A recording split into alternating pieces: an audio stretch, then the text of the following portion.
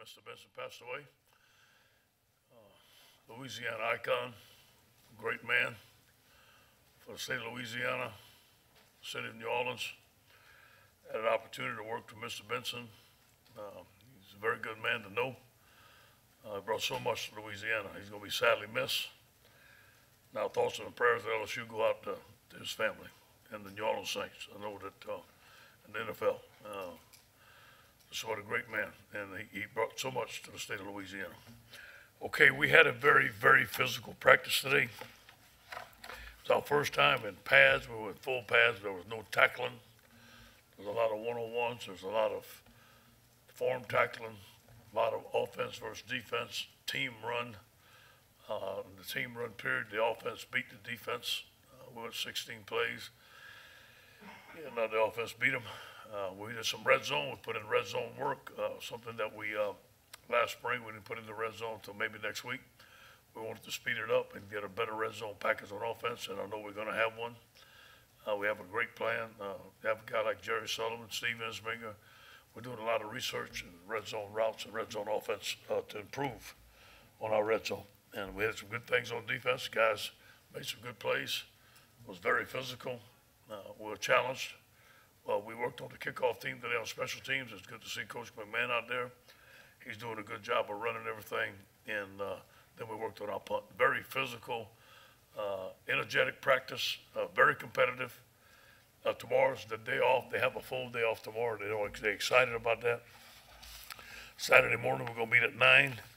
We're going to practice at 10:30 on the field. Then we're going to go to the stadium and have a half a practice and a half a scrimmage. I'm anxious to see what we're going to get done. Obviously, we don't have a lot of stuff on offense end, but the basic plays, I want to do it.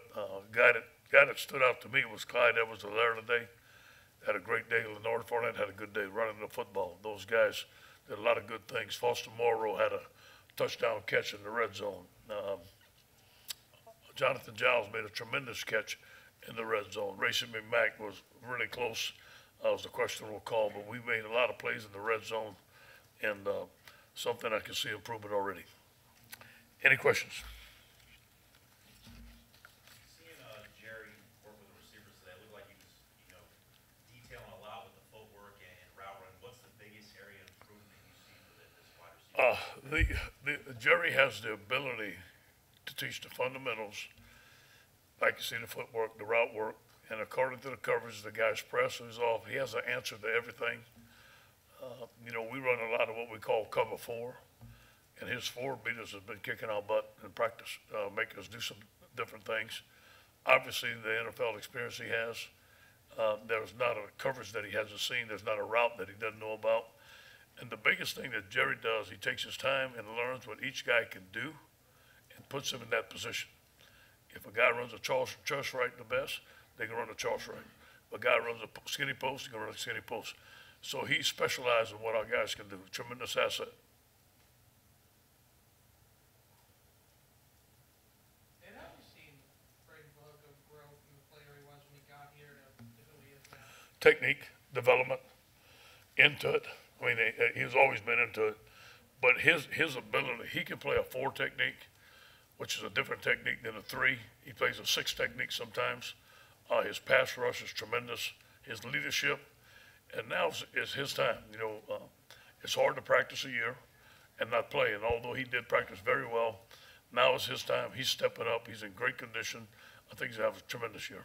Him and Giles, how did you see them over the off year, like kind of bond together? How they kind of bonded because they weren't playing with their practice? Well, a lot of time, they're not traveling with the football team, obviously, watching teams together. And really, I'm sure they pushed each other. Hey, although we're not playing, let's practice like we're starters, and which both of them did. That when it comes time to next year, that we're going to have a starting spot. And right now, both of them are starters for us. It looks like D'Anderson has been kind of in the front of a lot of the receivers drills the last couple of days. Where is he kind of falling? He's in the mix. He's in the mix. We're playing 3 receiver sets, 4 receiver sets.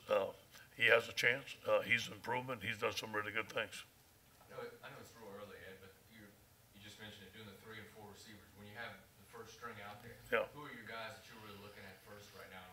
We have Justin Jefferson, Jonathan Giles and Stephon Sullivan. I'd say that'd be the three guys, although it's not etched in stone, but I'd say those are the guys that'd be out there. You know, D. Anderson would be fourth, and that would be it right there. Obviously, our young guys are coming along, and we have to get those guys ready because they're gonna be ready to play. You mentioned Clyde. What stood out about him in particular today? The way he runs the football, has tremendous balance. He has a big trunk, short, but he's hard, balance. He's hard to see, and he has cuts.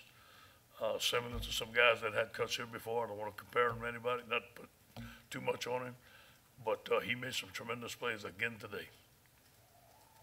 Coach, you said last Sunday y'all were looking at a graduate transfer for quarterback. Yeah. Any other positions that y'all looking at? You know, possible quarterback, we're gonna see.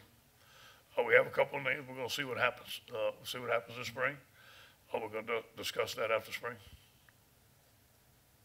And what kind of different dimension does the way your running backs catch the ball bring to this offense? You know,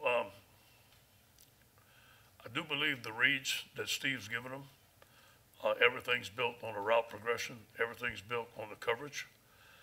And there may be some certain coverages that we're gonna give the ball what we call a check down.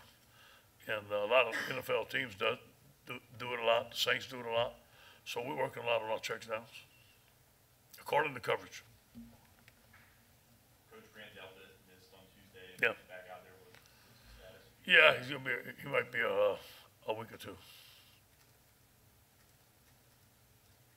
Ed, the running back competition, how much is pass protection going to be? Huge. You know, Darrell's our best pass protector. You looked at, we gave Darrell the MVP of our football team. And Darrell was an every down back. Ran the ball well, caught the ball well, protect well. It was a good special teams player. So that's going to be important. I tell you, a guy that made some plays today was Tate Provins. He caught a touchdown pass in the red zone and busting through it a couple of runs. He's fast. He does a good job. He has good vision of running the football, and he's tough. What's kind of his role? How do you envision it? You know, I know it's early. Learn the offense, get bigger, compete. We got a long ways to go, but what we see we really like. He's fast now. He may be one of our faster backs. In the return game, did you see him? Perhaps. Are you Perhaps. returns? You know, punt, kick? Yeah, you know, Jonathan Giles would be returning. Justin Jefferson would be returning. I'd say those two guys right now. Clyde will be returning. What's that? Clyde Edwards-Helaire. Quarterbacks, just from today. Yeah, I think we struggled a little bit in protection.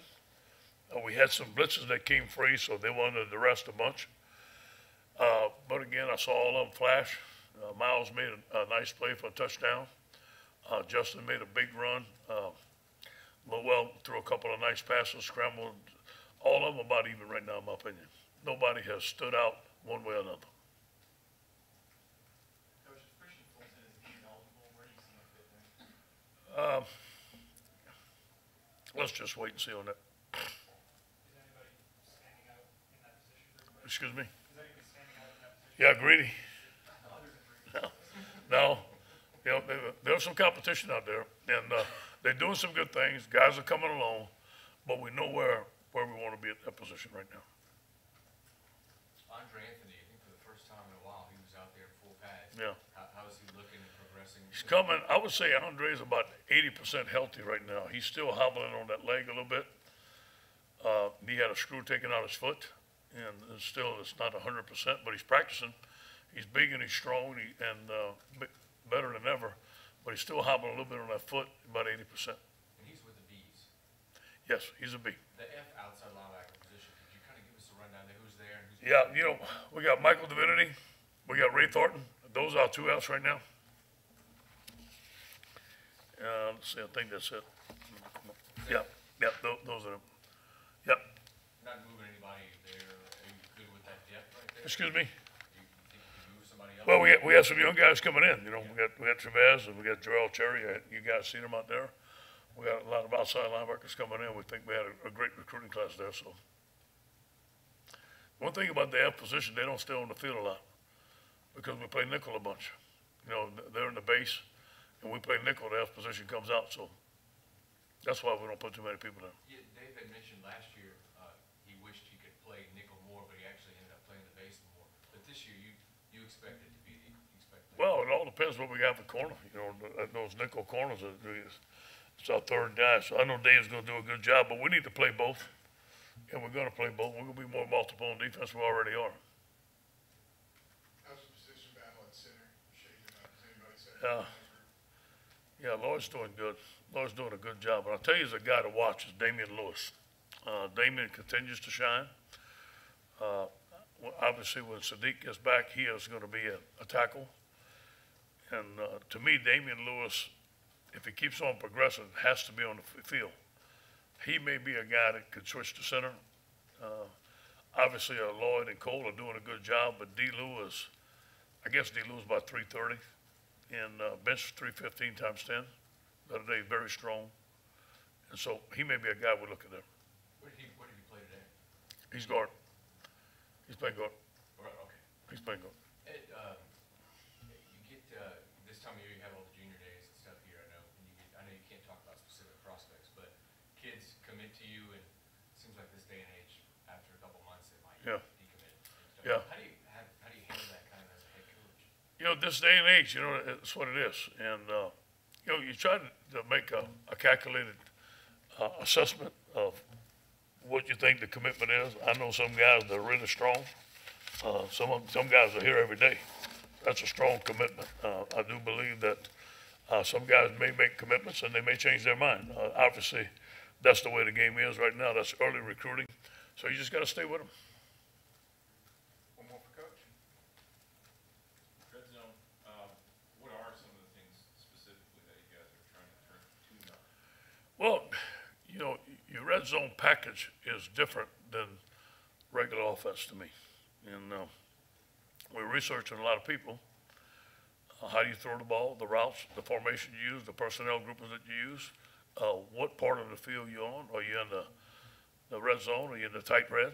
You know, bunch routes, mesh routes, corner routes, all things that I'm used to seeing in other schools I've been. Backline routes, protection.